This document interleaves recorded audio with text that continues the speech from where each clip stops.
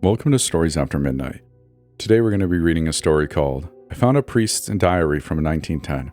The contents of it haunt me to this day, by philosophysubboy from Reddit. I hope you enjoy. Let's get started. I've been working for a cleaning company for a couple of years now, and you see some weird stuff, but nothing compares to what happened at the old Fisher house. The memory of that day still crawls under my skin, and sometimes I wonder if I'll ever shake the feeling that something is watching me, something dark. It started like any other job. Mrs. Fisher had passed away a few weeks ago, and her family wanted the place cleaned up so they could sell it. The house was big, a dusty old thing in the middle of nowhere, surrounded by thick woods that seemed to swallow up the sunlight. It was one of those places that immediately felt wrong the moment you stepped inside. The air was stale, thick with the smell of rot and neglect. Every step I took on the creaky wooden floors echoed through the empty rooms, the only other sound being the wind outside rattling the broken windows. I started in the living room, wiping down furniture and sweeping the floor, trying to ignore the uneasy feeling that had settled in my gut. It was one in the upstairs bedrooms where I found it, a small, leather-bound diary tucked under a loose floorboard. The diary looked ancient, the pages yellowed and brittle, the leather cracked from age. At first, I didn't think much of it. Maybe it was just some old family keepsake. But when I opened it, something changed in the air around me. The first page was written in shaky, old-fashioned handwriting. Dated July 12, 1910. It was signed by a priest named Father Augustine. His words were strange, like he was documenting something terrible that had happened.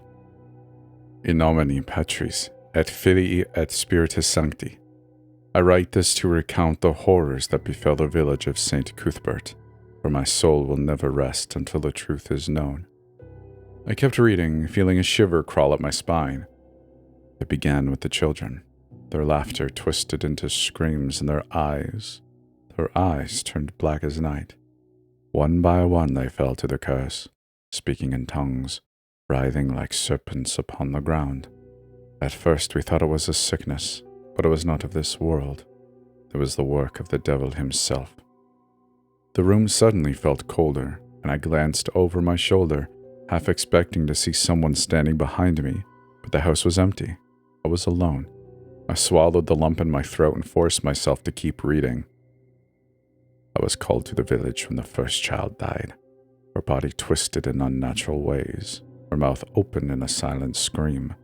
The villagers whispered of demons, of something unholy that had come to our land. I did not believe them. I was a man of God. I was a fool. The first exorcism failed. Deus in adiutorium meum intende. The words of the ritual did nothing. The child laughed, a laugh that was not her own. She spoke to me in the voice of 1,000 serpents, mocking God, mocking my faith. And then she died, her body turning cold and stiff in my arms. I slammed the book shut, my heart racing. Something was wrong. I could feel it in the pit of my stomach, a creeping sense of dread that was getting harder to ignore, but I couldn't stop myself. I had to know more. I opened the diary again, flipping through the pages. The priest's handwriting grew more frantic as the entries went on, his Latin prayers scattered throughout the text, as if he were desperately trying to cling to his faith. I have seen the face of evil. It wears the skin of the innocent, but its soul is black. The demon is no longer in one body. It moves through the village like a plague, corrupting, consuming. I tried to perform another exorcism tonight. It went wrong. So very wrong. Daemonis me circum dederunt. The demon was stronger than I could have imagined. It spoke my name. It knew me. It taunted me, saying it had been waiting for me. I could feel its presence in the room, crawling beneath my skin, filling the air with its stench. Suddenly, I heard a soft creak behind me. I jumped, the diary slipping from my hands and falling to the floor. I whipped my head around, my heart in my throat, but the room was still empty. The shadows seemed to shift, though, moving in ways that didn't feel right. It was like something was here with me. I picked up the diary again, my hands shaking. I wanted to stop reading, but something was pulling me in, like the words had a power of their own. I flipped to the last entry, dated October 31st, 1910. The village is lost. The demon has claimed them all. Men, women, children. It moves through them like a plague, leaving only death and madness in its wake. I hear its voice in my sleep now. It whispers to me, calls to me. I know what I must do. This is no longer a battle of faith. This is survival. I will confront it tonight. Fiat voluntas tua. If these are my last words, let it be known that I fought, though I fear I fight in vain. The last line was written in shaky, barely legible script. I hear it now. It is coming for me. As soon as I started reading, the wind outside picked up, howling against the windows. The house groaned, the floorboards creaking as if something heavy was moving through the halls. My breath came in short, panicked bursts, and every instinct told me to run, but my legs wouldn't move. Then the whispers started. They were soft at first, like the wind slipping through cracks in the walls, but they grew louder, more insistent. Words I couldn't understand, spoken in a language that made my skin crawl, the same language that Father Augustine had written in. Demonis ad te veniut. The room seemed to darken, the shadows stretching across the walls, twisting and writhing like something alive. My heart pounded in my chest and I backed toward the door, clutching the diary like it was my only lifeline. But then I saw it. In the corner of the room, barely visible in the dim light, a figure stood. It was tall, its skin pale and stretched tight over its bones, its eyes black and empty. It didn't move, but I could feel its gaze on me, cold and malevolent. My breath caught in my throat, and for a moment, I was frozen in place, unable to look away from the thing in the corner. Then, it smiled.